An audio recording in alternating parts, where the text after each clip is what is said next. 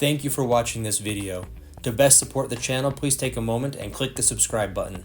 Also, the links to purchase this fly and the materials to tie the fly are in the description. Today we are tying up the heavy bear worm. This is definitely a relative of the bear worm, just a little bit heavier. In the vise we have a Moonlit Tagata ML502 hook in size 14 and a metallic red slotted tungsten bead in 2.5 millimeters. Now we'll go ahead and lay down a quick thread base so that we can attach our zonker hide that we'll be using. And we're doing that to make it so it doesn't spin nearly as much.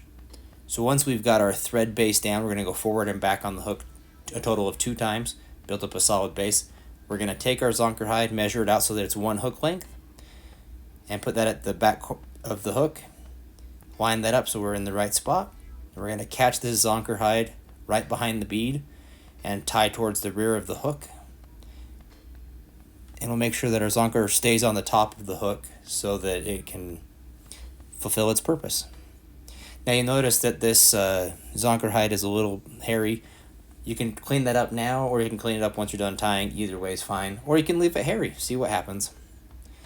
Once that's tied in, we're gonna just make sure everything's lined up properly. And then we'll go ahead and move our thread towards the back of the hook. So we'll just do some quick open wraps to get us back towards the back of the fly. And at this point we will create a dubbing loop. And you'll see me catch my thread twice before I wrap back around the hook.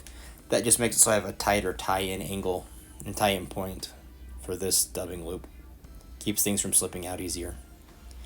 What we'll be putting in the dubbing loop today is some pine squirrel fur. And we want to make sure that the tips of this pine squirrel section that we're using is about 1 hook gap width in length. So you'll see me adjusting these pieces of pine squirrel. And if you're a little long, a little short, it's not terribly crucial. We're just going for a buggy look that isn't overly long that gets in the way of the hook gap. So we're going to trim off the butt sections of this so we get a cleaner spin.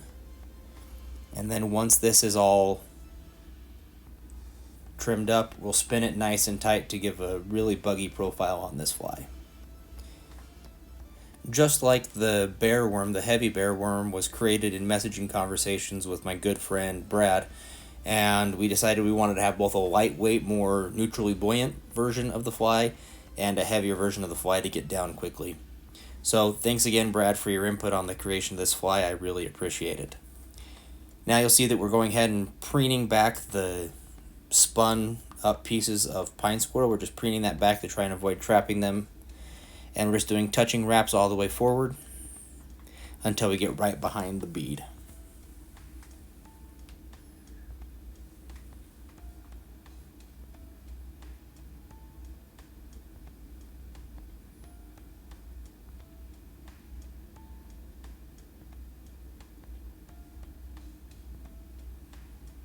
Now we are right behind the bead. Just going to do one more wrap of the dubbing loop just to make sure that everything stays in place. And then we'll take our tying thread and doing a crossing wrap behind the thread from the dubbing loop and get that locked in place. And make sure we pull back our fibers that are possibly pointing forward from that dubbing loop or that pine squirrel loop that we created.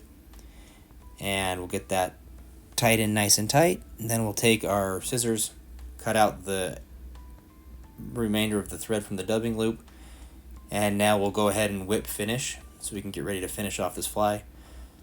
Again, just preen your fibers back a little bit. Try to avoid catching any of them. And once you've whipped finish, go ahead and grab your scissors again, trim out the thread, and I'm going to trim off a little piece of that fur that's still on the hide. Clean it up just a little bit on the front and on the tail.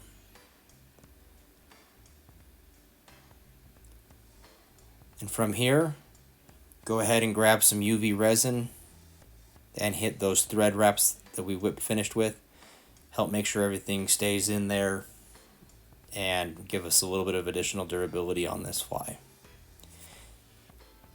Once we've hit it with this, we'll go ahead and use our UV light to cure the resin, and you'll have a completed fly. Just want to let you know that I really appreciate all the comments, likes, and subscriptions that are going on with these videos. Whenever you drop a comment, I do my best to give you a response. If you have any flies that you'd like to see tied up next, please let me know. I'd love to help you out and show you my take on whatever fly pattern you're looking at. And as always, if you haven't taken a moment yet, I would really appreciate it if you subscribe and check the link in the bio for product descriptions.